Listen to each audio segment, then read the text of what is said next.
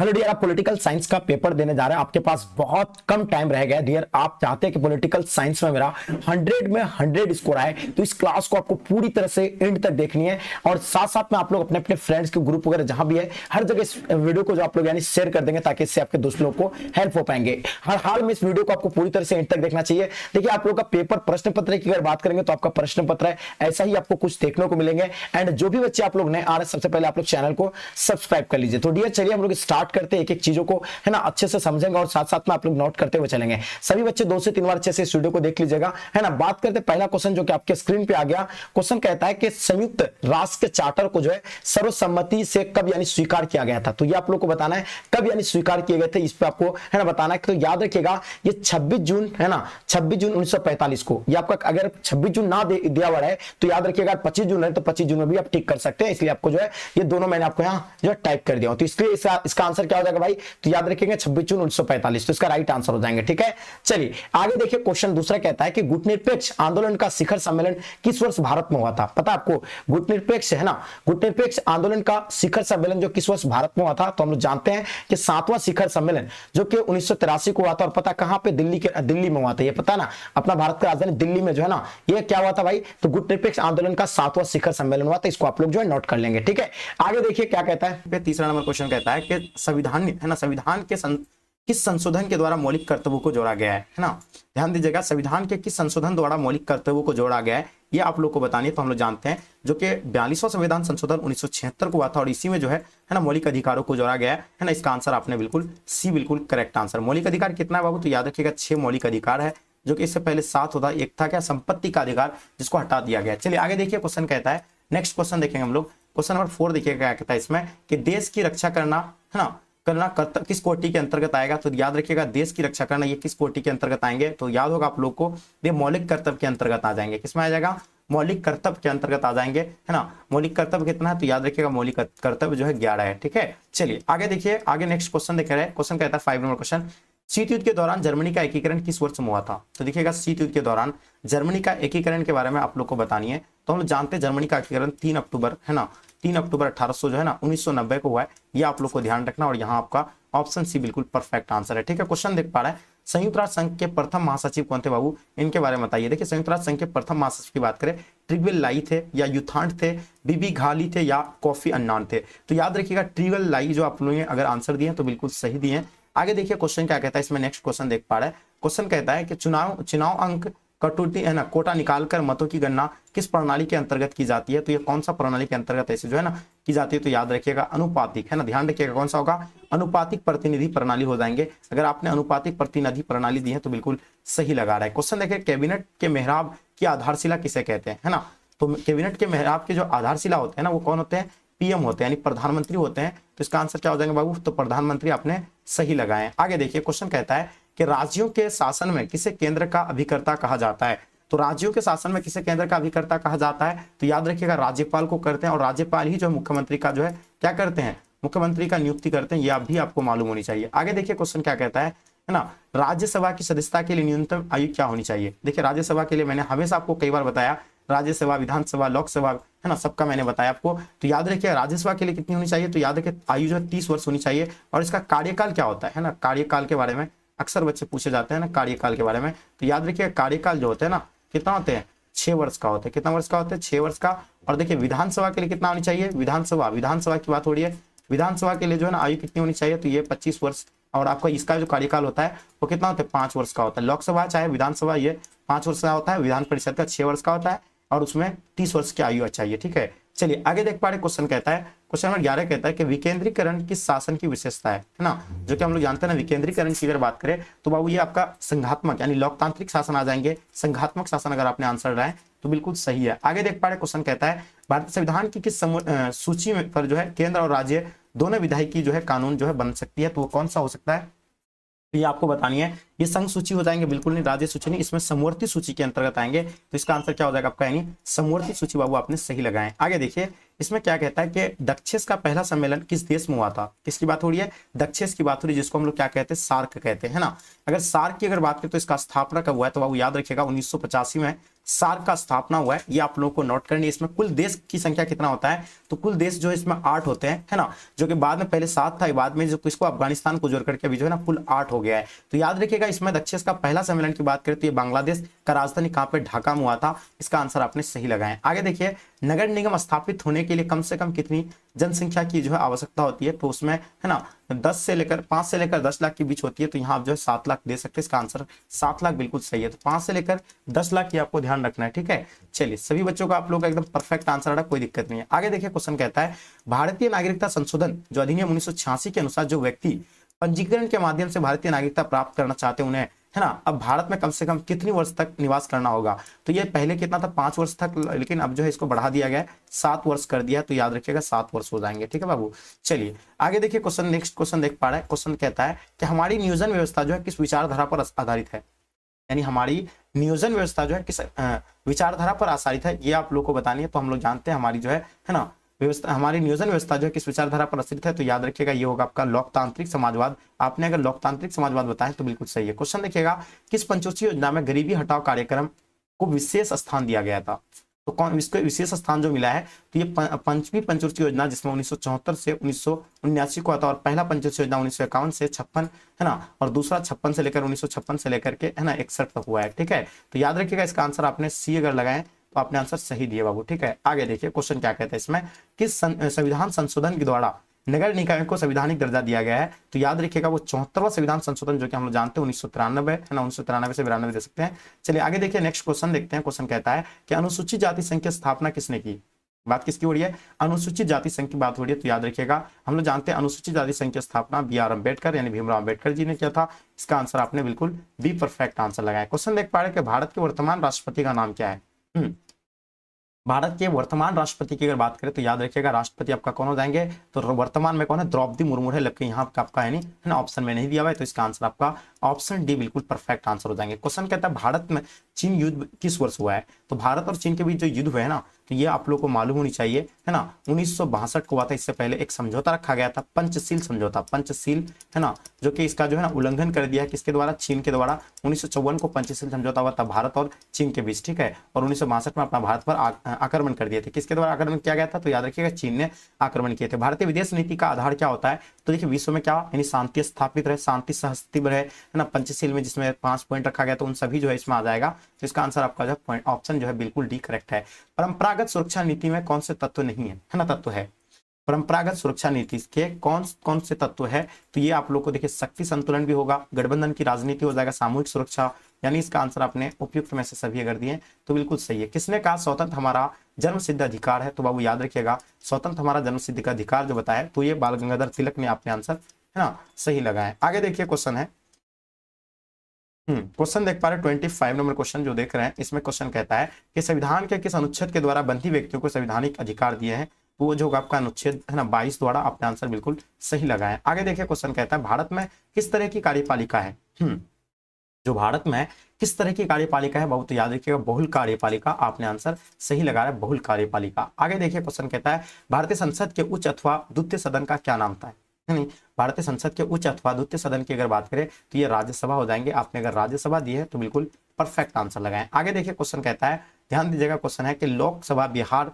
के संसदों की कितनी संख्या है, यानी लोकसभा सीटों की संख्या बिहार में कितनी है बाबू, तो याद रखिएगा बिहार में लोकसभा में 40 सीटें हैं। ये आप लोग को एकदम नोट करनी है। आपने आंसर अगर 40 लगाया बाबू तो बिल्कुल सही है। और इसमें अगर विधानसभा की अगर बात करें, बिहार में विधानसभा की अगर बात करें तो वो याद रखिएगा विधानसभा जो है 243 हो जाएंगे, ठीक है। तो याद रखिएगा लोकसभा की सीटों की संख्या कितना 40 है और विधानसभा 243 हो जाएंगे। संविधान के किस अनुच्छेद के, है ना, अनुच्छेद के अनुसार राष्ट्रपति 2 अलग अलग भारतीय लोकसभा में जो है मनोनीत कर सकता है, तो वो कौन सा अनुच्छेद होगा, तो आर्टिकल वो 331 के तहत ये कर सकते हैं। और आपने अनुच्छेद 331 सही दिया है। साधारण विधेयक को राज्यसभा के कितने तक यानी रोक सकता है, तो याद रखिएगा उसको 6 माह तक ही इसको रोक सकते हैं। आपने अगर 6 माह लगाए तो बाबू बिल्कुल सही आंसर लगाए, क्या हो जाएंगे, 6 माह तक ही उसको रोक सकते हैं। चलिए आगे देखिए क्वेश्चन कहता है, नेक्स्ट क्वेश्चन हम लोग देख पा रहे हैं। क्वेश्चन कहता है कि किस विचारक ने युद्ध को क्रूर अनिवार्यता कहा था। इस विचारक ने युद्ध को क्रूर अनिवार्यता कहा था, ये मैकियावेली के द्वारा ये कहा गया था, तो ये आंसर आपका मैकियावेली बिल्कुल सही है। क्वेश्चन देखिए, क्वेश्चन नंबर 32, किसने कहा कि शांति कायरो का सपना है? तो बाबू आप लोग को बताना है किसने कहा था ये शांति कायरो का सपना है। तो याद रखिएगा ये जो कहे गए थे माओ के द्वारा कहा गया था, तो ये आप लोग नोट कर लीजिएगा। आगे देखिए, अंतरराष्ट्रीय शांति तथा सुरक्षा बनाए रखने हेतु 1920 ईस्वी में इस संगठन की जो स्थापना हुई थी, तो याद रखिएगा राष्ट्र संघ की जो है स्थापना किया गया था। आपने अगर राष्ट्र संघ लगाएं तो बिल्कुल सही लगाएं। आगे देखिए नेक्स्ट क्वेश्चन हम लोग देखेंगे। क्वेश्चन क्या कहलाता है कि अंतरराष्ट्रीय अणु ऊर्जा अभिकरण की स्थापना कब हुई है ना? बात किसकी हो रही है? अंतरराष्ट्रीय अणु ऊर्जा अभिकरण की स्थापना की अगर बात करें तो याद रखिएगा 1957 है ना, बिल्कुल आपने सही लगाया बाबू। आगे देखिए क्वेश्चन कहता है भारत के प्रथम आम चुनाव में कब हुआ था? बाबू याद रखिएगा पहला आम चुनाव 1952 को पहला आम चुनाव हुआ था, और दूसरा अगर बात करें तो 1957 को दूसरा, तीसरा 1962 को हो जाएंगे। ठीक है, तो याद रखिएगा इसका आंसर आपका ऑप्शन डी बिल्कुल सही आंसर हो जाएंगे। भारत में नई आर्थिक नीति की शुरुआत कब हुई थी? याद रखिएगा भारत में नई आर्थिक नीति की शुरुआत 1991 में हुआ था, ये आपने नोट कर लिया। ठीक है, आगे देखिए क्वेश्चन कहता है ध्यान दीजिएगा संयुक्त राष्ट्र संघ की स्थापना कब हुई है? बात किसकी हो रही है? संयुक्त राष्ट्र संघ की स्थापना की बात बताना आप लोगों को। तो याद रखिएगा संयुक्त राष्ट्र संघ की स्थापना की अगर बात करें तो 1945 को संयुक्त राष्ट्र संघ की स्थापना हुई है। आपने आंसर बिल्कुल सही दिया। अंतर्राष्ट्रीय न्यायालय का मुख्यालय जो है कहाँ पे अवस्थित है? अंतर्राष्ट्रीय न्यायालय का मुख्यालय द हैग में है ना। कहाँ पे है? The Hague. अगर आपने आंसर लगाए तो बिल्कुल बाबू सही लगाए। ठीक है, क्या हो जाएंगे? द हैग, बिल्कुल आपने परफेक्ट आंसर लगाया। क्वेश्चन रहता है कि गुटनिरपेक्ष देशों का प्रथम शिखर सम्मेलन कहाँ आयोजित किया गया था?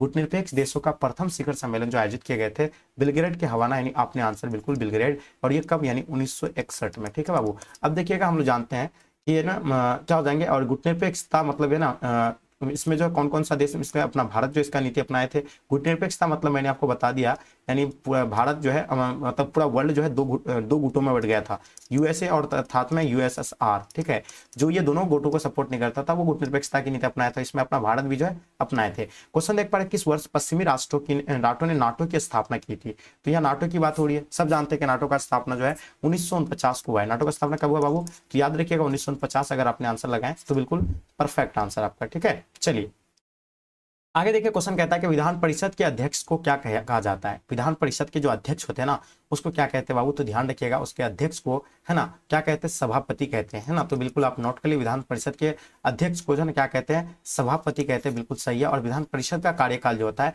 वो कितना होता है? 6 वर्ष का होता है, और इसमें भी जो है इसका जो आयु कम से कम कितनी होनी चाहिए? 30 वर्ष का होनी चाहिए। ठीक है, चलिए आगे देखिए क्वेश्चन कहता है कि राज्य विधानमंडल है ना, राज्य विधानमंडल में विधान परिषद को जाना जाता है, तो याद रखिए उसको उच्च सदन के रूप में जाने जाते हैं। अगर आपने उच्च सदन लगाए तो बिल्कुल आपने सही लगाए। क्वेश्चन देखिए, क्वेश्चन कहता है बिहार विधान परिषद में सदस्यों की संख्या कितना है? तो विधान परिषद की सीटों की संख्या कितना? 75 है। तो याद रखिएगा 75 हो जाएंगे, और विधानसभा का जो हो जाएंगे वो आपको नोट करना है।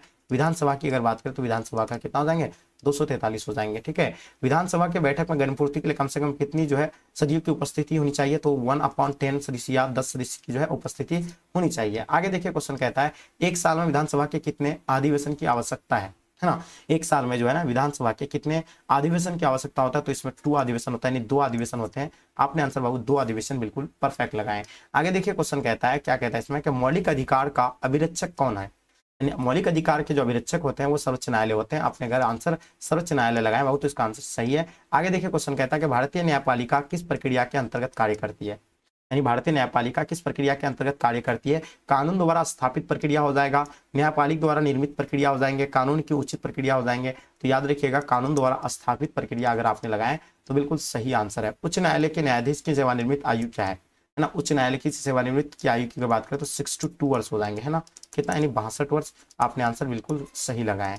आगे देखिए क्वेश्चन कहता है भारतीय न्यायपालिका का शीर्ष न्यायालय कौन सा है? तो भारतीय न्यायपालिका का शीर्ष न्यायालय की अगर बात करें तो वो सर्वोच्च न्यायालय हो जाएंगे। कौन सा हो जाएगा? तो उच्च न्यायालय आपका जो है ना हो जाएंगे, सर्वोच्च न्यायालय हो जाएंगे। आपने बिल्कुल सही लगाया। भारतीय संविधान के किस अनुच्छेद में भारत को राज्यों का संघ घोषित किया गया था? तो वो आपका जो है प्रथम अनुच्छेद में। आपने आंसर अगर प्रथम अनुच्छेद लगाएं तो बिल्कुल सही है। आगे देखिएगा प्राकृतिक न्याय का सिद्धांत निम्नलिखित में से किस तत्व पर बल देता है? तो प्राकृतिक न्याय का सिद्धांत जो है ये किस पर बल देता है? कानूनी दुष्टता पर बल देते हैं। आपने अगर कानूनी दुष्टता लगाएं तो बिल्कुल सही है। आगे देखिए न्याय व्यवस्था को सुरक्षित रखने के किस तत्व पर जो है तत्व की सर्वाधिक महत्वपूर्ण भूमिका होती है? तो ये आप लोग को बताना न्याय ना न्याय व्यवस्था को सुरक्षित रखने के किस तत्व को सर्वाधिक महत्वपूर्ण भूमिका है, तो ये इसका काम किसका होता है, तो याद रखिए लिखित संविधान है ना, लिखित संविधान जो है बच्चों ना सुरक्षित रख सकते हैं। आगे देखिए क्वेश्चन कहता है कि निम्नलिखित में से कौन सा अधिकार अंतकरण की स्वतंत्रता पर बल देता है, तो अंतकरण की जो है स्वतंत्रता पर बल कौन सा देता है, तो याद रखिएगा नैतिक अधिकार आपका हो जाएंगे। आपने अगर नैतिक अधिकार दिए तो बिल्कुल सही है। किसने कहा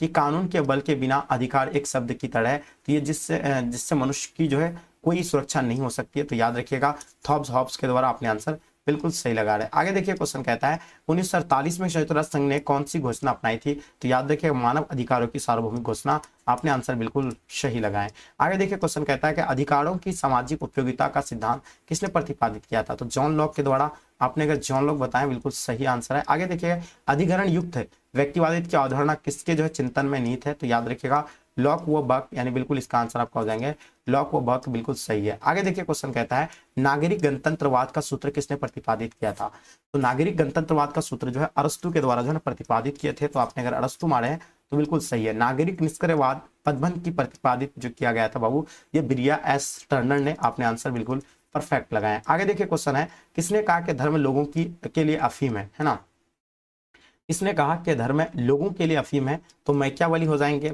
हॉब्स हो जाएंगे, मार्क्स या प्रोधा हो जाएंगे, तो ये आपका जो है ना मार्क्स बिल्कुल बाबू आपने बिल्कुल है ना। इसके किसने कहा धर्म लोगों के लिए अफीम है, मैकियावेली या मार्क्स के द्वारा कहा गया था, ये आप लोग कमेंट करके बताइए। आगे देखिए क्वेश्चन क्या कहता है इसमें, है ना, क्वेश्चन देख पा रहे हैं, क्वेश्चन आपके स्क्रीन पे 61 आ गया है, एकदम आराम से अच्छे से आपको समझना है और क्वेश्चन का आंसर देना है। देखिए किसने कहा कि राजनीति मूल्यों का है ना प्राधिकृत विनिधि है जो इस समाज में क्या बाध्यकारी होते हैं, तो याद रखिएगा डेविड स्टैंड के द्वारा कहा गया था, आपने डेविड स्टैंड बिल्कुल सही लगा रहे। प्राचीन युग में राज्य का क्या रूप था, तो प्राचीन युग में ना राज्य का क्या रूप था, तो नगर और राज्य का रूप था, ये आपने आंसर बिल्कुल बाबू सही लगाए। आगे देखिए क्वेश्चन कहता है किसे सत्ता का सिद्धांत शास्त्री माना जाता है, तो याद रखिएगा यह हॉब्स को माना जाता है, आपने अगर हॉब्स लगाए तो बिल्कुल सही है। आगे देखिए क्वेश्चन आपके स्क्रीन पे आ गया, पॉलिटिक्स नामक पुस्तक के लेखक कौन है, तो याद रखिएगा पॉलिटिक्स नामक पुस्तक के लेखक जो होगा वो ना कौन हो जाएंगे, अरस्तु हो जाएंगे, अरस्तु, ठीक है। चलिए आगे देखिए क्वेश्चन है किसने कहा कि मुझे स्वतंत्र दो या मुझे मार दो, ये किसके द्वारा कहा गया था बाबू, तो याद रखिएगा किसने कहा मुझे स्वतंत्र दो या मुझे मार दो, ये जो है ना कहा गया था एच.जी. लॉस्की के द्वारा कहा गया था कि स्वतंत्र दो या मुझे मार दो। किसने कहा कि मनुष्य जन्म से ही स्वतंत्र है किंतु हर जगह बेरियों में जो है जकड़ा हुआ है, ये किसके द्वारा कहा गया था, तो ये रूसो ने कहा था कि मनुष्य जो है स्वतंत्र है लेकिन हर जगह जो बेरियों में जकड़ा हुआ है, तो आपने रूसो बिल्कुल सही दिए हैं। क्वेश्चन देखेंगे नेक्स्ट क्वेश्चन आपके स्क्रीन पे, निम्नलिखित में से कौन सा मार्क्सवादी विचारधारा से संबंधित नहीं है, है ना, तो याद रखिएगा ये होगा पूंजीवादी समाज हो जाएंगे, आपने अगर पूंजीवादी समाज लगाए तो बिल्कुल सही है। आगे देखिए ए ग्रामर ऑफ पॉलिटिक्स, है ना, ए ग्रामर ऑफ पॉलिटिक्स नामक पुस्तक के लेखक कौन हो जाएंगे, तो याद रखिएगा इसका आंसर हो जाएंगे एच.जी. लॉस्की हो जाएंगे, आपने एच.जी. लॉस्की बिल्कुल परफेक्ट दे रहे हैं। भौतिक समानता का अर्थ बताइए, देखिए भौतिक समानता का अर्थ की अगर बात करें तो वितरणात्मक समानता, आपने आंसर बिल्कुल सही दिए, है ना। चलिए क्वेश्चन कहता है कि सिद्धांत के अनुसार वर्गविहीन समाज में न्याय उपलब्ध हो सकता है, तो ये मार्क्सवादी, तो आपने अगर मार्क्सवादी बताएं तो बिल्कुल बाबू आपने सही लगाया, है ना।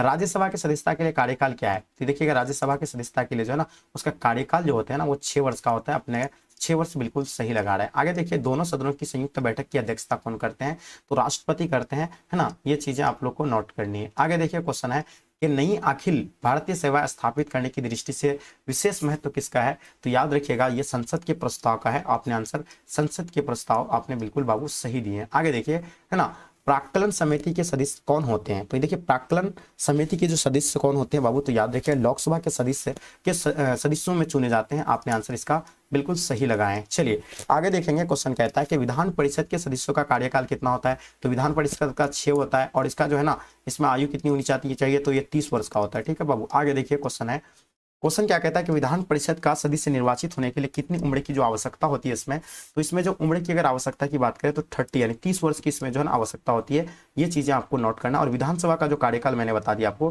कितना होता है, तो याद रखिएगा 6 वर्ष का कार्यकाल होती है, ठीक है। आगे देखिए क्वेश्चन है कि भारतीय संविधान में समवर्ती सूची की प्रेरणा कहां से ली गई है, तो याद रखिएगा समवर्ती सूची की प्रेरणा जो है ये ऑस्ट्रेलिया से लिया गया है। आगे देखिए क्वेश्चन है कि निम्न में से कौन संघ सूची का एक विषय है, तो बाबू बताना आपको संघ सूची का विषय के बारे में आप लोग को बतानी है, तो पुलिस हो जाएंगे, रक्षा हो जाएंगे, न्याय, तो देखिए ये आपका जो है ना रक्षा जो है ना आपका हो जाएंगे किसमें, यानी संघ सूची का एक विषय है, तो ये आपने आंसर बिल्कुल सही लगाए। आगे देखिए क्वेश्चन कहता है 42वें संविधान संशोधन द्वारा समवर्ती सूची में कौन से विषय जोड़े गए हैं, जो कि हम लोग जानते हैं 42वें संविधान संशोधन द्वारा समूल सूची में कौन सा विषय जोड़ा गया, जनसंख्या नियंत्रण। ये आपने बिल्कुल बाबू बिल्कुल सही लगाए। आगे देखिए क्वेश्चन है कि भारतीय संघ में अवशिष्ट शक्तियां किसके पास है। याद रखिएगा भारतीय संघ में जो अवशिष्ट शक्तियां हैं तो वो केंद्र के पास होते हैं। किसके पास होते हैं, केंद्र के पास होते हैं। आपने बिल्कुल सही लगाया। भारतीय योजना आयोग कब समाप्त कर दिया गया था, तो ये आपको याद रखना है। भारतीय योजना आयोग कब समाप्त कर दिए थे, तो याद रखिएगा ये 2014 में जो ये आया ना आयोग को समाप्त किया है, ये आप लोग को ध्यान रखनी है। अब एक चीज आपको याद रखना है ना, ये योजना आयोग का स्थापना कब हुआ, तो याद रखिएगा योजना आयोग की अगर बात करें बाबू तो ध्यान रखिएगा योजना आयोग 1950 में इसका स्थापना हुआ था। इसका अध्यक्ष प्रधानमंत्री होते हैं, लेकिन इसको जो है ना थोड़ा कब भंग कर दिया गया था। 2014 को एक नया आयोग बनाया गया था जिसका नाम क्या है, नीति आयोग है। क्या नाम है बाबू, ध्यान रखिएगा नीति आयोग है। और ये नीति आयोग का स्थापना है ना 2015 को नीति आयोग को लागू किया गया। तो ये आपने बिल्कुल सही लगा रहे बाबू, ठीक है। चलिए तो मैंने क्या बताया आपको, भारतीय योजना आयोग कब समाप्त कर दिया था, तो याद रखिएगा 2014 में। ये आपने बिल्कुल सही लगा रहे। क्वेश्चन देखेंगे मैकमोहन रेखा कहाँ है ना, बात किसकी हो रही है, मैकमोहन रेखा की बात हो रही है। तो आप लोग याद रखना है मैकमोहन रेखा कहाँ पे, अरुणाचल प्रदेश में। ये आपने बिल्कुल सही दी है। तो भारत और चीन के बीच की सीमा रेखा है ना, भारत और किसके बीच, चीन के बीच की है ना सीमा रेखा है। तो ये आप लोग को ध्यान रखनी है, ठीक है। चलिए आगे देखिए क्वेश्चन कहता है देश में जो आंतरिक गड़बड़ी के कारण संकटकालीन की स्थिति की घोषणा कब हुई थी, तो ये आप लोग को मालूम होनी चाहिए। देश में आंतरिक गड़बड़ी के कारण संकटकालीन की स्थिति की घोषणा जो हुई है तो 1975 को हुआ था, या है ना 1975 को हुआ था। ये आप लोग अच्छे से नोट कर लिए, ठीक है। आगे देखिए क्वेश्चन है कि संयुक्त राष्ट्र संघ के कितने अंग होते हैं। हम लोग जानते हैं ना संयुक्त राष्ट्र संघ के जो है ना कितने अंग होते हैं, 6 अंग होते हैं। ये आपको ध्यान रखना है, ठीक है बाबू। चलिए आगे देखिए क्वेश्चन कहता है क्वेश्चन कहता है कि संयुक्त राष्ट्र संघ के तत्व में निशास्तीकरण आयोग कब बना था, तो याद रखिएगा ये निशास्तीकरण आयोग जो बने हैं 1952 को बने। ये आप लोगों को बाबू अच्छे से नोट करनी है, ठीक है। चलिए आगे देखिए क्वेश्चन कहता है कि अखिल भारतीय किसान कांग्रेस की स्थापना किसने की थी, तो याद रखिएगा अखिल भारतीय किसान कांग्रेस की बात हो रही है। तो बाबू याद रखिएगा अखिल भारतीय किसान कांग्रेस की अगर बात करें तो याद रखिए चौधरी चरण सिंह हो जाएंगे। आपने अगर चौधरी चरण सिंह लगाए तो बिल्कुल सही है। विश्व एड्स दिवस कब मनाए जाते हैं, तो हम लोग जानते हैं 1 दिसंबर को एड्स दिवस मनाते हैं और 10 दिसंबर को जो मानवाधिकार दिवस मनाते हैं। कौन सा, मानवाधिकार दिवस मनाते हैं। ये आप लोग को एकदम अच्छे से नोट करनी और है ना। तो आगे देखिए क्वेश्चन है, आप नेक्स्ट क्वेश्चन देखेंगे सर्वप्रथम किस राज्य में महिलाओं को पंचायत में 50% आरक्षण दिया गया था, तो याद रखिएगा वो होगा अपना बिहार में, ठीक है बाबू। चलिए आगे देखिए क्वेश्चन है कि ब्रेजनेव किस देश के राष्ट्रपति थे, है ना, किसकी बात हो रही है, ब्रेजनेव की बात हो रही है। तो याद रखिएगा श्वेत संघ के हैं और आपने श्वेत संघ बिल्कुल सही लगाया है, ठीक है। प्रथम गुटनिरपेक्ष सम्मेलन के ना अध्यक्ष कौन थे, तो ये आपको बताना है। प्रथम गुटनिरपेक्ष के है ना अध्यक्ष की अगर बात करें तो ये आपका हो जाएंगे क्या, बात आपको मार्शल टीटो, आपको ध्यान रखना मार्शल टीटो हो जाएंगे। आगे देखिए क्वेश्चन है क्षेत्रीय दलों की शक्तिशाली होने से भारत में संघवाद का कौन सा प्रतिमान उभर कर आया है, तो कौन सा उभर कर आया, सौदेबाजी वाली संघवाद जो है ना उभर कर आए हैं। इनको आप लोग नोट करना है, ठीक है। आगे देखिए क्वेश्चन है कि संविधान का कौन सा अनुच्छेद संसद के राज्य सूची के विषय पर जो विधान बनाने की जो है शक्ति देते, तो वो आपका जो कौन सा अनुच्छेद है 249 यानी आर्टिकल आपका जो है ना 249। आपने बिल्कुल सही दिया। लोकतांत्रिक विकेंद्रीकरण का सुझाव निम्नलिखित में से किसने दिया था, तो याद रखिए बलवंत राय मेहता समिति ने दिया था, है ना। जो कि ये बलवंत राय मेहता समिति कब आया था, ये आप लोगों को कमेंट करके बताना है। आगे देखिए क्वेश्चन है संयुक्त राष्ट्र अमेरिका में कुल कितने राज्य हैं, जो कि हम लोग जानते हैं ना संयुक्त राष्ट्र अमेरिका में जो है कुल अगर देशों की अगर बात करें तो याद रखिए 50-50 हो जाएंगे, ठीक है। चलिए 50 आपने सही दिया। आगे देखिए क्वेश्चन है जर्मनी का एकीकरण कब हुआ था, तो मैंने आपको बताया ना 1990 को हुआ है ना। तो आपने क्या दिया बाबू 1990 जर्मनी का एकीकरण दिए थे। आगे देखिए भारतीय संविधान का कौन सा अनुच्छेद तत्व वित्तीय आपातकाल लगाया जाता है, तो आपका जो वित्तीय आपातकाल 360 के तहत लगाया जाता है। किसी राज्य में जो लगाया जाता है वो आपका जो है 356 के तहत और 352 यानी राष्ट्रपति शासन जो है राष्ट्रपति शासन लगाया जाता है। तो याद रखिएगा वो होगा है ना 352 के तहत लगाते हैं। आगे देखिए क्वेश्चन कहता है बलवंत राय मेहता समिति ने निम्नलिखित में से किस अंग को जो है अधिक शक्तिशाली बनाने का सुझाव दिया था, तो याद रखिएगा है ना पंचायती यानी पंचायती समिति को जो है ना दिए थे। किसको दिए थे बाबू, तो याद रखिए ग्राम पंचायत को ना शक्ति बनाने का जो दिया था। आपने बिल्कुल सही लगाया है ना। आगे देखिए 73वें संविधान संशोधन में द्वारा 11वीं अनुसूची में पंचायती राज सौंपे गए थे, तो याद रखिएगा 229 यानी 29 जो है बिल्कुल आपने अगर लगाया तो बिल्कुल सही है। 73वें संविधान संशोधन द्वारा भारतीय संविधान में कौन सी जो अनुसूची जोड़ी गई है, तो याद रखिएगा 11वीं अनुसूची जोड़ी गई है। अगर आपने सी लगाए तो बिल्कुल सही परफेक्ट दे रहे हैं। आगे देखिए लास्ट और अंतिम क्वेश्चन, यदि राज्यसभा किसी संविधान संशोधन विधेयक पर लोकसभा के इससे जो है असहमत हो तो क्या विकल्प है, तो याद रखिएगा संयुक्त बैठक द्वारा निर्णय लेना, यानी ये बैठक आपने बिल्कुल सही लगाया बाबू, ठीक है। तो आप लोग का आंसर मैंने क्या बताया आपको पूरा 100 क्वेश्चन आप लोग का था इसमें, और आपने कितने क्वेश्चन को बच्चों खुद से सॉल्व कर पाए ये आप लोग कमेंट करके मुझे बताइए। और जिसकी भी तैयारी नहीं हो पाई है उन बच्चों को मैं आपको कहना चाहूंगा कि आप लोग के लिए एक ऐसा गैस नोट्स तैयार किए हैं जहां आप है ना कम टाइम पे मात्र पढ़ करके 450 प्लस मार्क्स बहुत ही आसानी से ला सकते हैं, है ना।